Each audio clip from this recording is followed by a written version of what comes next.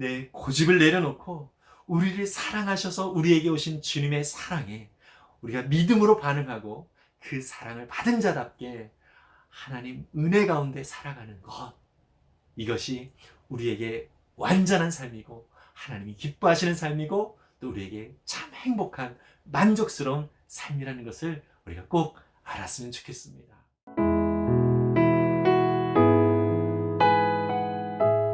안녕하세요. 이태희 목사입니다. 오늘도 우리에게 귀한 날 주신 주님께 감사를 드립니다. 오늘 우리에게 주실 하나님의 말씀은 신명기 18장 1절에서 13절까지의 말씀입니다. 제가 세번역 성경으로 읽도록 하겠습니다. 레위 사람 제사장과 모든 레위 지파 사람은 이스라엘 가운데서 몫이나 유산으로 받은 땅이 없으므로 주님께 불살라 바친 제물과 주님께 바친 예물을 유산으로 받아 먹고 살 것입니다. 그들이 그 결의 가운데서 차지할 유산이 없다는 것은 주님께서 그들에게 말씀하신 대로 주님께서 친히 그들의 유산이기 때문입니다. 백성이 소나 양을 제물로 바칠 때에 제사장이 그들에게서 받을 몫이 있는데 앞다리와 턱과 위는 제사장에게 주어야 합니다. 또 처음 거둔 곡식과 포도주의 기름과 처음 깎은 양털도 제사장에게 주어야 합니다. 이것은 주 당신들의 하나님이 모든 지파 가운데서 그를 택하여 세우셔서 그와 그의 자손이 대대로 주님의 이름으로 섬기는 일을 하게 하셨기 때문입니다. 레위 사람은 이스라엘의 온 땅 어느 성읍에 살든지 그에게 간절한 소원이 있어서 살던 곳을 떠난다 하더라도 그가 주님께서 택하신 곳에 이르면 그곳이 어디든지 하나님 앞에 서서 섬기는 다른 모든 레위 사람 형제와 다름없이 주 하나님의 이름으로 직무를 수행할 수 있습니다. 그는 조상에 의해서 물려받은 것을 팔아서 얻는 수입이 있다고 하더라도 다른 제사장과 같이 몫을 나누어 받아야 합니다. 당신들은 주 당신들의 하나님이 당신들에게 주시는 땅에 들어가거든 그곳에 사는 민족들이 하는 역겨운 일들을 본받지 마십시오. 당신들 가운데서 자기 아들이나 딸을 불 가운데로 지나가게 하는 사람과 점쟁이와 복술가와 요술객과 무당과 주문을 외우는 사람과 귀신을 불러 물어보는 사람과 박수와 혼백에게 물어보는 사람이 있어서는 안 됩니다. 이런 일을 하는 사람은 모두 주님께서 미워하십니다. 주 당신들의 하나님은 이런 역겨운 일 때문에 당신들 앞에서 그들을 몰아내시는 것입니다. 당신들은 주 당신들의 하나님 앞에서 완전해야 합니다. 아멘.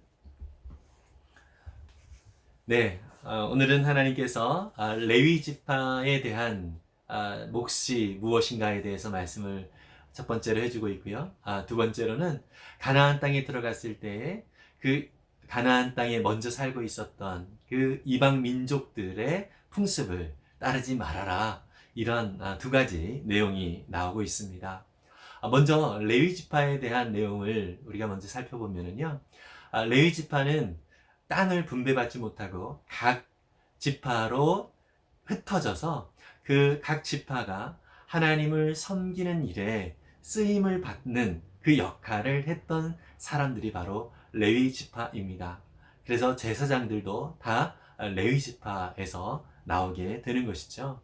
이들은 구별된 자들로서 특별히 땅을 기업으로 분배받지 못했기 때문에 이들의 생계는 각 지파들이 해결을 해 주어야 했습니다. 그리고 제사를 드리는 그 제물의 한 몫이 또 레위 지파의 몫이 되기도 했지요. 그렇게 함으로 인하여서 레위 지파도 생계를 유지할 뿐만 아니라 그들의 삶 속에서 또 주님이 주시는 그 공급함을 힘입어 살아갈 수 있게 되는 것이죠. 레위 지파의 중요한 역할이 바로 이스라엘 백성들과 하나님과의 그 사이에서 연결을 해주는 중보자의 역할을 하는, 나중에 곧 예수 그리스도의 그 역할과 비슷한 역할을 했던 것이 바로 레위 지파의 역할인 것이죠. 이 제사장들이 바로 레위 지파들이었는데요. 오늘 우리는 왕 같은 제사장이라고 하는 그러한 정체성을 하나님께서 우리 가운데 부여해 주셨습니다. 저와 여러분들은 이 땅 가운데서 왕 같은 제사장으로서의 삶을 살아가고 있는 것이죠. 다시 말해서 하나님을 잘 알지 못하는 자들, 또 하나님 없이 살아가는 자들이 하나님을 알 수 있도록, 또 하나님과 연결되어지는 그 역할을 할 수 있도록 부름을 받은 그러한 자들이 바로 저와 여러분들이라는 사실을 우리가 꼭 기억하고 살았으면 좋겠습니다. 물론 이 세상을 살아가는 사람들은 각자 자기의 삶에 급한 문제들을 해결하기 위해서, 또 자신의 더 큰 만족을 채우기 위해서 살아가고 있습니다. 그러나 저와 여러분들, 예수 그리스도를 구주로 영접한 사람들은 하나님의 뜻을 따라 살아가는 그 삶이 가장 우리에게 만족을 주는 삶인 것을 우리의 삶 속에서 날마다 새롭게 경험케 될 것입니다.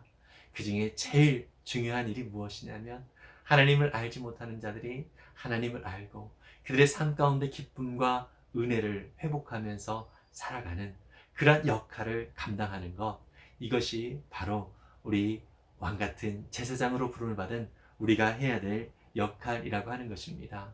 이것은 나의 만족을 추구하며 살아왔던 그 어떠한 삶보다도 가장 행복하고 가장 만족스러운 삶이 되는 것입니다. 여러분, 학생이 공부를 해서 잘해서 장학금을 얻었다. 상당히 이것도 큰 복이죠. 그러나 이 학생에 있어서 가장 더 큰 복은 무엇입니까? 바로 자기가 공부한 그것이 자기의 지식이 된 것이죠. 다시 말해 더 똑똑해진 것이죠. 이것이 그 학생에게선 장학금보다도 더 큰 복이라고 하는 것입니다. 여러분, 하나님께서는 우리에게 많은 은혜들을 허락해 주십니다. 우리가 살아갈 때 모든 필요들을 또 채워주시는 하나님 맞습니다. 그러나 우리에게 더 큰 복은 무엇이냐면, 하나님을 더 깊이 알고 경험하는 복입니다.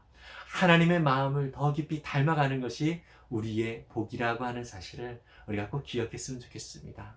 그런 복을 누리는 방법은 우리가 레위인으로서, 제사장으로서 살아가는 삶이라는 것이죠. 이러한 은혜의 자리로 부름을 받았다는 사실을 우리가 꼭 기억하면서 이 땅에 하나님의 거룩한 백성이며 제사장으로서의 삶을 충만하게 살아가는 우리 모두가 되었으면 좋겠고요. 또 하나님이 주시는 그 신실한 은혜와 복을 더 충만히 누릴 수 있었으면 좋겠습니다. 그리고 가나안 땅에 들어가는 이스라엘 백성들을 하나님께서 역겨워하시는 그 이방 풍속들을 다 벗어버리고 다 제거하기를 원하신다라고 하는 것입니다. 그 이방 자녀들의 하나님이 역겨워하시는 그 풍습의 모습이 어떤 모습이었습니까? 자녀를 제물로 바치는 일, 또 점쟁이, 복술가, 또 요술객, 무당, 그리고 주문을 외우는 사람, 귀신을 부르는 사람, 박수, 또 혼배에게 물어보는 사람. 이 모든 것들 오늘날 우리에게도 흔히 보여지는 그런 모습인 것이죠. 이 이야기를 들을 때 어떻게 자녀를 제물로 바치는 사람이 있는가? 이런 생각이 드시는 분이 있을 수도 있습니다. 자녀들을 이방 풍습을 따라 여기저기 맡기는 것이 아니라 하나님의 뜻에 따라서 온전히 세워갈 수 있도록, 그렇게 자녀들을 잘 키워갈 수 있는 모든 부모님들이 되었으면 좋겠습니다. 또한 점쟁이, 사주팔자 이런 것들을 보는 것이 아니라 오직 하나님의 말씀이 우리의 삶의 기준임을 기억하면서, 누가 뭐라고 하더라도 뭐 관상이 어떻든 사주팔자가 어떻든 운세가 어떻든 이런 것들에 우리의 귀를 닫고 오직 하나님의 말씀이 우리의 삶의 완전한 기준이며 그 말씀을 따라 살아가는 것이 참 복이라는 사실을 우리 자신과 우리 모든 가족들이 함께 느낄 수 있는 그런 우리 모든 주님의 자녀들이 되었으면 좋겠습니다. 여러분, 사람들이 왜 이 세상의 다른 것에 그렇게 귀를 기울이며 이방 풍습을 쫓아갈까요? 그것은 스스로 하나님에 대해서 실망을 했거나 또 하나님의 사랑이 얼마나 큰지를 잘 몰라서 그런 것 같습니다. 그렇다면 왜 하나님께 대하여 실망을 하거나 왜 하나님의 사랑을 경험치 못할까요? 왜냐하면 자기 중심적으로 하나님을 바라보기 때문인 것입니다. 자기의 입장에서 자기의 고집대로 하나님을 바라보기 때문에 하나님의 은혜를 경험치 못하고 있는 것 같습니다. 하나님의 은혜를 깊이 경험하려면 내 것을 내려놓아야 합니다. 자기 부인이 있어야 한다는 것이죠. 예수님은 하늘의 그 영광이 무엇인지를 우리 가운데 보여주시기 위하여 우리 같이 연약한 사람의 모습으로 이 땅 가운데 내려오셨습니다. 그리고 우리를 위하여 십자가에 죽으시면서 우리에게 새 생명을 허락해 주셨습니다. 여러분, 우리의 수준에 맞춰서 하늘의 것을 알려주시기 위해 우리의 눈을 바라보시면서 내가 너를 사랑한다, 나의 마음을 너가 더 알기를 원한다, 이렇게 우리 가운데 말씀하시는 그 주님의 음성에 우리가 귀를 기울였으면 좋겠고요. 우리의 욕심을 내려놓고, 우리의 고집을 내려놓고, 우리의 입장이라고 하는 것들을 내려놓고 오직 주님 은혜 가운데 우리 자신이 자기 부인을 하며 주님 앞에 우리의 마음을 드릴 수 있었으면 좋겠습니다. 어떤 사람이 낭떠러지에서 떨어지는데요. 이렇게 떨어지다가 정말 우연찮게 이렇게 나뭇가지를 붙들었습니다. 주변에 있는 사람들이 놀랬죠. 근데 나뭇가지를 딱 붙들었는데 위에 있는 사람이 자꾸 그 나뭇가지를 내려놓으라고 합니다. 자기는 이 나뭇가지를 내려놓으면 죽을 것 같아요. 그런데 위에 있는 사람, 또 밑에서 그 사람을 바라보는 사람 내려놓으라고 합니다. 그 손을 잡고 있는 나뭇가지를 내려놓으라고 합니다. 알고 보니까 이 나뭇가지를 붙들고 있는 이 사람의 위치가 땅바닥과 50cm밖에 차이가 안 나는 거예요. 그러니까 나뭇가지를 내려놓으면 바로 더 안전하게 땅에 이렇게 내려올 수가 있다는 것이죠. 여러분, 우리가 고집부리고 붙들고 있는 것, 내 입장에서 하나님을 바라보려고 하는 것들, 이 모든 것들을 내려놓을 때 우리에겐 진정한 자유와 진정한 하나님이 주시는 평안을 누릴 수 있게 되는 것입니다. 내 고집을 내려놓고 우리를 사랑하셔서 우리에게 오신 주님의 사랑에 우리가 믿음으로 반응하고 그 사랑을 받은 자답게 하나님 은혜 가운데 살아가는 것, 이것이 우리에게 완전한 삶이고 하나님이 기뻐하시는 삶이고 또 우리에게 참 행복한 만족스러운 삶이라는 것을 우리가 꼭 알았으면 좋겠습니다. 그런 삶을 살아가는 우리 모두가 되기를 간절히 소망합니다. 기도하겠습니다. 사랑해 주님, 우리의 역할이 무엇인지 레위인으로서, 제사장으로서 이 땅 가운데 우리의 정체성을 가지고 또 주님이 주신 그 사명을 믿음으로 감당할 수 있도록 인도해 주시옵소서. 또한 하나님 앞에서 불만족스러운 것들이 무엇이었습니까?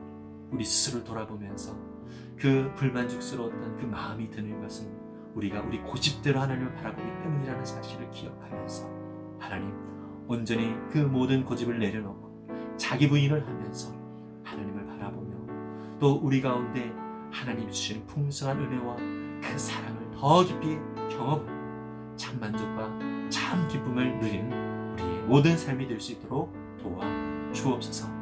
오늘도 연약함 가운데 어찌할지 모르는 백성들이 있습니까?